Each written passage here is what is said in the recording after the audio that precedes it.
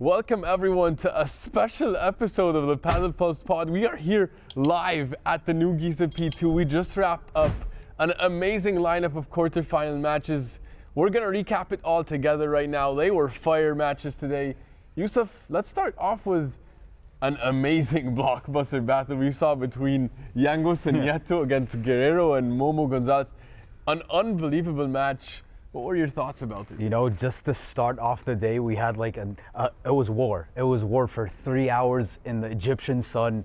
And you're like, this match is going to come down to who's willing to suffer more. Because the paddle was, from all four, was sensational. I can't say that this person was playing bad or this person was playing bad. They were all four of them. They were playing amazing. And I loved Momo today, by the way. I think like he was playing aggressive. He was so consistent. He was showing me that alpha energy that I want to see from him. And I think that fans want to see from him. So that was nice to see. But you know, Coki, Nieto, and Mike Yanguas just keep proving that they are the elite of the elite when it comes to paddle. Back into a semifinal for God knows how many times now just this season. They're automatic in the semis. They're clutch. They're clutch, okay? They're clutch against everyone. Unfortunately, just against Chingalan and against Cuello and Tapia, somehow, some way, they can't crack that code. But everyone else, they've cracked that code. And in these conditions, we're going to talk about what's going to happen in the semifinal. But in these conditions, this is where they thrive. This is a team that's physically built for this type of tournament in the hot sun, where actually you have to grind points out. So I believe that they can do something this tournament, maybe finally get that final that they've been looking for. I know they have a really tough task ahead, but Coki Nieto, Mike Yanguas today proved that they were willing to suffer. They were willing to they had to go into the trenches to pull this one out. Fran and Momo were right there, but Coki and Mike proved yet again why they're one of the best of the best. Yeah, and they came out, they punched him in the mouth today in that first set too. And that's 6-love, yeah. Like they came out swinging. And you know, Yanguas, when we were interviewing him yesterday, he was talking about, you know, the difference between him and his world number one goal is that physicality of the top players and also just the consistency. And you know, I think it's matches like these that build the confidence and the ability to become world number one. So I'm excited for them. Yanguas won here before. He's looking good. He is looking good. Yeah, for sure. Looking really good. Well, the second match of the day was a special one as well. Oh my God. It was maybe the match of the tournament. We had Chingalan against Augsburger and Nenno. And we'll get into the storylines with Augsburger in a moment here. But Yusuf, this match was a fan favorite. The stadium was packed and it was loud. And the crowd was in it. And it was also a war. You know, once the draw came out, I think everyone that was coming to this tournament had this one circled. This is the match that everyone was waiting to see. You know, there was the potential of a Stupa Lebron final against Chingalan, but I think that's the one because Galan going up against Augsburger, it's like what Augsburger is potentially going to become, you know, and Nenno and Chingotto, they're really similar players. And I think anyone that was watching today, and we were here live watching this, it's just mind-blowing shots after mind-blowing shots, and just the smashing from everyone, from Galan, from Augsburger, also Nenno, by the way. And you know, Chingo, I think I always love to praise Chingo, but today he really was spectacular, and he was able to go toe-to-toe with Martin Nenno, and yet again come out on top in that matchup. You think Martin Nenno is I think more dynamic, you think he has more upside, but Federico Chingotto showed yet again who he is. And Alejandro Galan also just spectacular. Like I can't even look at him like, oh, what did he do wrong? Nothing. And watching him live is a privilege and when you watch them, you're like, we play a completely different sport. You know, sometimes on TV you think maybe I can do what they do. You can't. You can't. Leal Bergamini, what he does, you cannot do it. And I love the sportsmanship that Galan showed in this match when Leal Bergamini went down. But, you know, and I don't know if it was gamesmanship or not. We saw he was smiling a bit afterwards, but they found it worked. Whatever that was, it worked. I know he was fine in the end, so I don't know.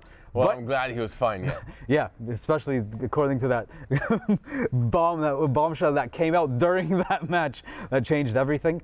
But, you know, they were able to lock in the end, and they took control of that match, closed out exactly as they were supposed to. I saw them winning this in 2 sets. You did too. And that's exactly what happened. Chingalan, they need this tournament. They want that world number one going into Kuwait, going into Dubai. the plan's going exactly as they wanted it to go. They're fighting. They're fighting for world number one. Yusuf, what stands out to me also about them, like when you watch them live, just the chemistry that they have together. Like you see the body language, you see how they talk to each other. If you're sitting on the side of these courts here, you can hear how Chingo and Galan are talking to each other. It is a very, team spirit type of communication that they have, always encouraging each other, always talking to each other, communicating at max capacity, very loud, very encouraging. It's intimidating if you're on the other side of the net. Of course. And I can't say the same about the vibe I was seeing from Augsburger and Nenno. It's not the same vibe. Well, I guess we know why. And we know why, and we can tell why now. But the Chingo Galan relationship, it is a special one. Yeah. And they're so experienced that this is what makes the difference, I think, especially when they get down, to a tie break. Because it's the fine moments. Like Young was just told us, it's such small differences at the top. So, and we can see with Chingo and Galan what's happening here. It's because they have this type of chemistry and team leadership dynamic. Yeah, and we're lucky to be here at the tournament. We got to watch them practice. Like sometimes they practice here on Santa Court after that Sanyo Gutierrez and Gonzalo Alfonso retirement, and you can just see these guys actually love each other, by the way, because they're practicing. Having fun. There are no cameras. There's nothing going on. But you can see they're having the time of their life, but also the intensity, and they're just so professional in their craft. And even in practice, it's intense, but also at the same time, you can see there's that fun-loving energy between them. And I love them. I love them. I love that. I've grown to love them because I was a big Lebrón Galan fan, but now I am all in on this Chinga. I just love to see this type of team dynamic. Like it captivates you. Like the energy they share, it's elite, and because of that, they're able to prevail in these difficult situations on court. It's so fun to see. Tough one coming up, though. Very tough one coming up. It's going to be fun, though. Yeah, so need you to make your picks. I think this is the semifinal of the day. Mike Yanguas, defending champion, bringing Coki Nieto with him all the way to the semifinals yet again, up against Chingotto and Galán, who are trying to fight for world number one, Ismail. They need this tournament. To do that, semifinals, who you got, Chingalan or Nieto Yanguas? Yusuf, this is such a tough pick to make, and I just praise Chingalan. I talked to you how mature they are, how amazing they are at the top level. But where are you going with this? My heart is captured by Yanguas and Coki here. Wow. I just feel something special. I feel like they have another gear, and I feel like the courts, they like it. They like the conditions. How many sets? I'm calling here that we're going to have a blockbuster of a match. I think it can go 3. I think it will be Yanguas and Coki in 3. Oh my God. It's going to be tough, but I think they might be able to pull it off. So here. Mike and Coki make their first final of the year together? I think it's going to happen here. If Yanguas was saying that Coki calls him the Pharaoh, and he has a chance to do it again. Who do you got, Yusuf? I'm not gonna go like that far. It's a far. I reached. I admit I reached. But like I just feel something. Okay, good for you. But I feel something else completely, and that's Chingalan are playing like the best team in the world for the past month and a half. They are. So give me Chingalan, the confidence that they have winning. But I think Mike and Coki are gonna give them 2 good sets. But I think this goes down in straight sets, man. Chingalan are on a completely different level, and they know how to raise it to the next level when they have to. And that's what they've been doing this entire tournament. They did with Martin Dineno, Leal Bergamini, and they're going to do it again with Nieto and Yanguas. Well, the thing is also Chingotto dominated every single time also in the past couple of matches they played. So it's not looking good, potentially, but I have a feeling. Okay, if you say so. Yeah. What? On the other side, though, of the draw, Stupa and Lebrón are gone. But we have some other really fun pairs.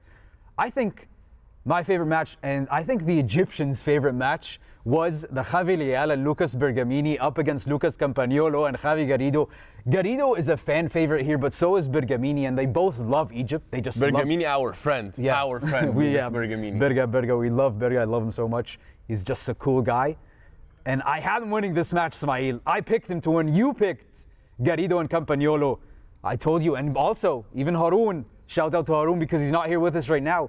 He said Leal and Bergamini is going to be an interesting team. I want you to give me your thoughts on this match and Bergamini and Leal into the semifinals again. Yeah, well, I told you, I felt like Garrido had some magic, the same thing I feel with Yanguas. And that match, the first set, was back and forth. There were many breaks going back and forth until finally Javi Leal and Bergamini, they just clicked. And, you know, Bergamini might be the second most successful player in Egypt. After and when Stupa. it comes to Newgiza after Stupa, he loves it. He even said in the interview when he was over there, he was talking about how he loves Egypt and there's something magical. Final, back in the semi-final. And he played phenomenal, right? Like there were no errors. I thought he came out a little bit aggressive. He took them off.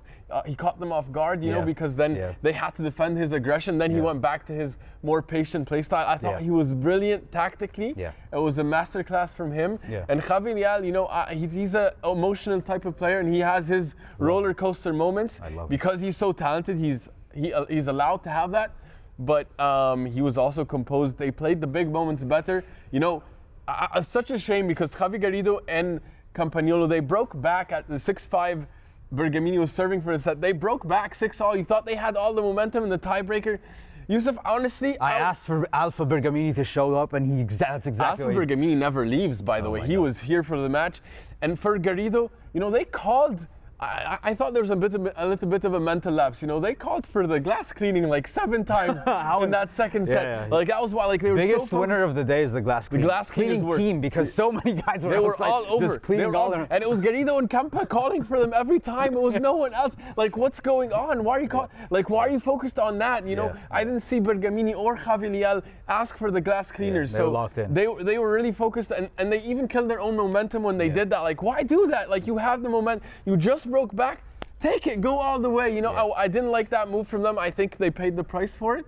And this is why Bergamini, his mental toughness and his composure, his growth over the past 3 years has been phenomenal. His rise to now one of the top dogs on the right has been amazing. Yeah. And he's you know, You could argue he's tier 1. He's tier 1 as a partner, first of all, because, you know, he allows Javi Leal to bring his best self. I think, you know, and not all players can handle and, you know, like be so composed next to like a wild beast like Javi Leal. So they deserve the win, 100%. And let me record, I am so happy for Bergamini. You know, I predicted this, and I predict for a reason, because I think Javi Leal, he has the potential. Like, you know, this guy is a diamond. It's just some things, he's rough around the edges, and first of all, you need him to be who he is. But at the same time, you need to contain him a bit. And I think that's exactly what's happening with Bergamini. Because these conditions, by the way, and they're playing at night, it doesn't favor someone like Javi Leal, who likes to play super aggressive. He likes to smash. He likes to go hard. He likes to play fast, He likes to play so fast. But I've been seeing just the evolution of Javi Leal next to Lucas Bergamini. And he was so patient, and he was going, okay, let me go bandeja, bandeja, bandeja, bandeja. Keep going, keep going, keep going. And that is exactly what we expect from Bergamini right next to him, to bring that IQ higher, to bring that patience, that composure. And we saw it today. And that's not something we're used to seeing from Javi Leal, and I think that's the evolution of Javi Leal. And they were able to win. This was a dominant win. This was a straight sets win over a team that just took down Stupa and Lebrón, who should be super high on confidence. And Javi Garrido, we saw, fans love him. So he has the crowd with him, right? And that wasn't the case. That did nothing. It didn't do anything. They were able to hold on, to take them down, to move into the semifinals. And I think this team is going to do damage for the rest of the season. I hope they stick together, by the way, and not just end the season and find different partners, because I love this partnership. Lucas Bergamini as the leader. So let's see how it's going to go. Semifinals, we're going to have to make our picks, but I loved it for both of these guys, the evolution I've seen from Leal and the leadership from Lucas Bergamini. Yeah, definitely. Bergamini, I can't speak to how great of a partner he really is. Yeah. Well, last off, Smail, we have Paquito Navarro and John Sanz were able to take down Edo Alonso and Juan Teo. Last match of the day. When we did a video yesterday, I told you whom I'm most impressed with. I told you, Paquito Navarro and John Sanz, something special is going on with them this tournament. The conditions favor them. They look good. Your thoughts on these guys? Yeah, they're both wild horses, and they both have insane amount of talent, and you really have to watch both of them live to appreciate how amazing they are. And especially in these conditions, man, oh man, I just loved what I saw from John Sanz today. Like, he really showed me an amazing level. Like, and he has that energy. He's electric. And he doesn't get fatigued. He's just an energizer bunny. Yeah. He could go all day. He was back and forth, back, up and back, up and back. He has all the shots. You know, he was mixing it. He was getting quick Teo in the corner, like, and bringing him down the middle. Like, he was really varying his shots a lot today. And I like, Yusuf, what you mentioned. I like that the chemistry that they have. Yeah. Although sometimes I'm like, when you see an unforced error, I'm like, all right, is this going to be the drift here? But then they come back in and they lock in again.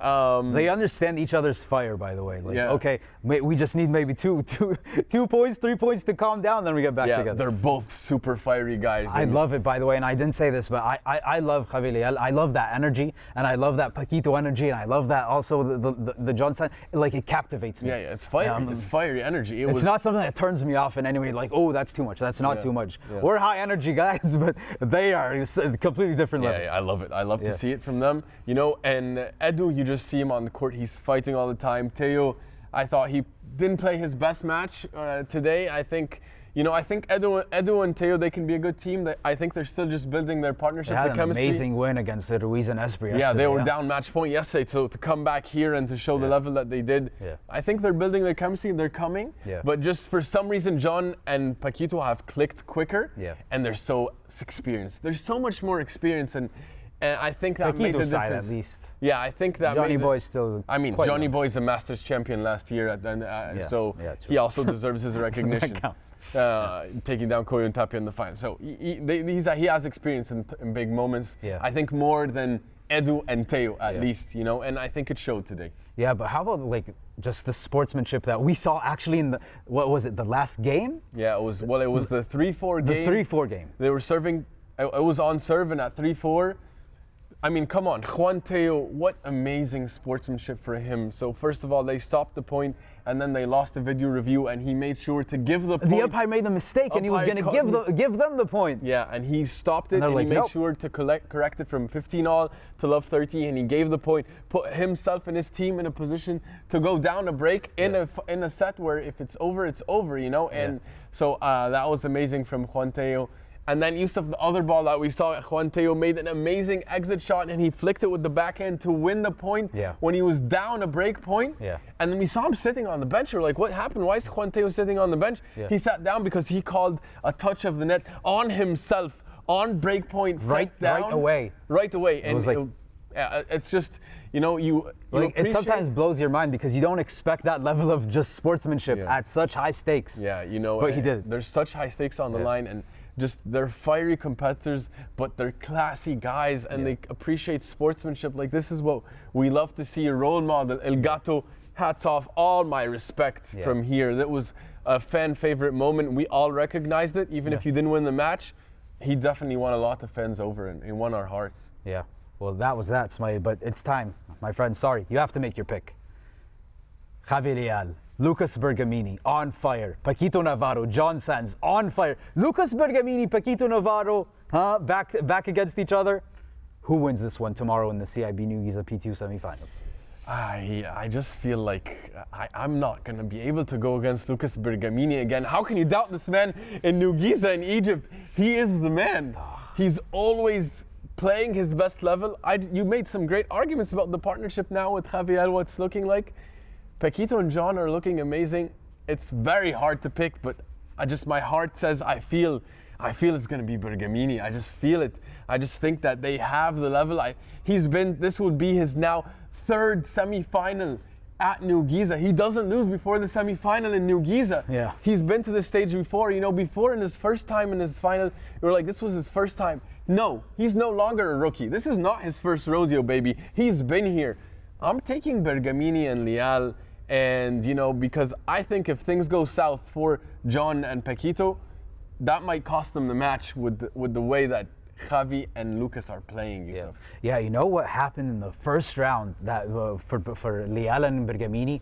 They're supposed to be gone. They're supposed to be down final set in the first round, down a break in the final set 5-3, and they're able to come back. When they won that match, I'm like, okay, when you get over those humps, you know, sometimes it's like, okay, it's gonna break free. And they did it the next round and the next round. So I'm with you. I think Leal and Bergamini are going to take down Paquito Navarro and John Sanz. And I don't think it's going to be in 3 sets. I think it's going to be in 2 sets. Ooh. And they are going to the final. Bergamini's going back to the final. He's taking Javi Leal with him. Oh, it's going to be a great storyline for Lucas. He would deserve it, absolutely deserving of it. Yeah. Well, Smaid, I don't even know how to, because I was in the stands watching, all of us, the TSH team was watching that Chingalan against Augsburger-Lebron, and then all hell broke loose because one of the players on that court made a crazy decision. Not a crazy decision, but it was crazy news. He met with Juan Lebrón here in Newgiza, and they decided, guess what, my friend? It's time we do it. It's time we do it. The team that you wanted to happen is finally happening. I think the dream of so many paddle fans is finally coming to life. Juan Lebrón, Leo Augsburger, in 3 tournaments will be side by side. Your thoughts on this? Yusuf, I've been calling for this team since last year. Yeah. Remember when he left Galan, I was like, when is he going to call Leo Augsburger? Like, he is the only player that complements his play style. I guess it took Juanito about a year to get on board with my idea. But this is going to be an absolute blockbuster partnership. It's going to be amazing. It's going to be 2 alphas coming together to try to take on the best of the best down. It's going to be max firepower. It's going to be fire. They're going to fight. They're going to be feisty. They're not going to give up. There's going to be gamesmanship. There's going to be war. There's going to be all-out battles with Koyotapia, with all the big guys in Chingalan, and it's going to be a fantastic thing to see. I can't wait to see it. Augsburger deserves to be at the top. He wants to be at the top. Nenno, when he won the Masters, said Augsburger is going to be world number 1. He knows it. Like, he even is not talking about we. He said Augsburger. Yeah. So he knows that he's here for a moment, and he's taking off. So, Yusuf, I'm super excited about this because Stupa is a great player. He just doesn't match Juan Lebron's game style. Yeah. And, you know, it was showing up and it was affecting some of the on-court stuff, drama. I don't want to get into that. But Augsburger can play the style that they want to play, both of them, and they can take down Koyotapia and Chingalan together. They can, Yusuf. You know, this is a team, you know, because we love the Koyotapia partnership, right? But we also want someone to fight them. And Chingalan have been doing that as of late. But we also want a team to fight Chingalan and Koyotapia. And Stupa and Lebrón were not able to do that. You know, they did one time here, but you knew it wasn't consistent, right? Like, that's not a team. They're losing in quarterfinals many times. They just lost here in quarterfinals against Campanero and Garrido. Garrido's having one of the worst seasons of his life. So that's not something we want to see from people, from a team that we consider the 3rd best team. Leo Augsburger and Juan Lebrón fills that gap. And instead of having a 2-headed race for world number 1, these guys are going to be right there. Because when it comes to talent, they're right there. When it comes to, just like you said, alpha energy, when it comes to pedigree and just belief, they're right there. So Leo Augsburger is going to provide Juan Lebrón what he's been looking for ever since Galan left. His fights with Paquito, where you're not too aggressive. His fights with Stupa, you're not too aggressive. Well, guess what? You got the most aggressive player in probably the history of the sport. And he can right rock next to a you. cannon from anywhere on the court. He can do it from the baseline all the way at the back glass. Exactly. So what his problem is actually going to be completely flipped on its head, because it's going to be, hey Leo, let's stop smashing a bit, my friend. Let's calm it down. Yeah, maybe let's just, you know, play patiently. But they're going to do it in Mexico, in Acapulco, which is going to be, the ball's going to be flying there. So that's a nice place to start, actually. So I love this partnership. Like I said, we need a 3-headed monster at the top of the game. This is exactly what we're going to get. I think every single paddle fan, when they heard this news, were like, yes, give it to me, baby. Give it to me. I love it. So I can't wait for that. I absolutely cannot wait for it. Juan Lebrón needs Leo next to him. He's going to bring the best out of him. It's going to be fun. I think he knew this was going to happen, but I think, because, you know, when we talked with Coach David Howe, the head of the national team of Sweden, and he told us, like, you know, ranking plays such a big part, right? And he needed Leo to move up a bit. He needed to, because he can't go against Koyotapia in the quarterfinals or round of 16, even because of how much he was going to drop. So he made the move. He jumped up the rankings. Here he is. He's a 5th seed in most of the tournaments. That's why he left Cardona. You know, he went from Cardona to Nenno, and then from Nenno to Lebrón. That was the only way he was going to get to Lebrón. Exactly. Is he had to do that. Exactly. I think it happened maybe sooner than we thought, given the ranking. But although a little bit later than I had hoped for. Because I was telling you since last year. Yeah, I know, but they took the steps. But I imagine this was something planned last year, like, keep moving up the ranks, my friend, and I'm going to make the call. So absolutely awesome. But, you know, Leo Augsburger and Juan Lebrón teaming up with each other is leading to another amazing story. Yes. Because Superpibes are back, baby. I love it. I love it. Stupa and Nenno, back together. Have we seen a team I think outside of Chingalan and Cuellar Tapia, with so much energy and just fighting spirit as Stupa and Nenno. I love them. I love them. And their story is just amazing. You know, the whole story behind them of Stupa and then Nenno and his life-threatening injury, and then coming back and waiting for him. And then once you come back, I'm gonna join you. That's exactly what they did. They were fighting for world #1, winning majors, winning Premier Padel majors. And you know, they split up because things weren't working.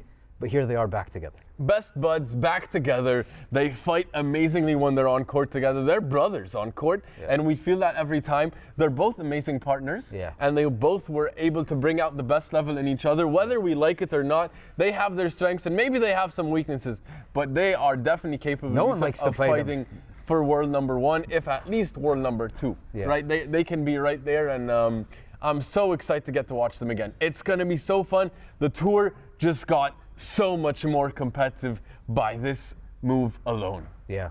Now we have 5 teams starting from Acapulco at the top, and on any given week, if they find form, they're going to be sensational. Yeah. And they could, like, anyone can win. Stupa de Nenno would have won Newgiza, for example. Arguably, with their level. If they're at their best, why not? Yeah. They can. It was amazing. Well, Ismail, amazing quarterfinals, and I think that the semifinals, I expect even more amazing stories. We're going to be back here tomorrow, huh?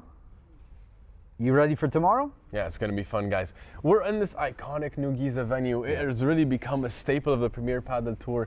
And so many interesting storylines happening every single time at this tournament. It's going to be so fun. We're going to have some fun content coming out too, huh? Oh, we have so many fun things coming your way, guys. An exclusive interview with someone that could be considered the GOAT in this sport. Maybe? I would say so. I would say so. Definitely something muy caliente is coming, Yusuf, as they say here. I don't know if that would be the phrase I would use. But yeah, it's going to be fun. We have fun stuff coming. And guys, we're going to be recapping the semifinals tomorrow. And if you're here at Newgiza and you see us, hey, shout out, reach out to us. We'd like to talk and have conversations. Let's shoot some content with you too. Yeah, we're going to take your predictions too. We're shooting some fun stuff here at Newgiza. Let us know, and we'll see you next time. Subscribe so you can get all your paddle stories here. And we'll see you right after the semis. ¡Vamos, vamos, vamos!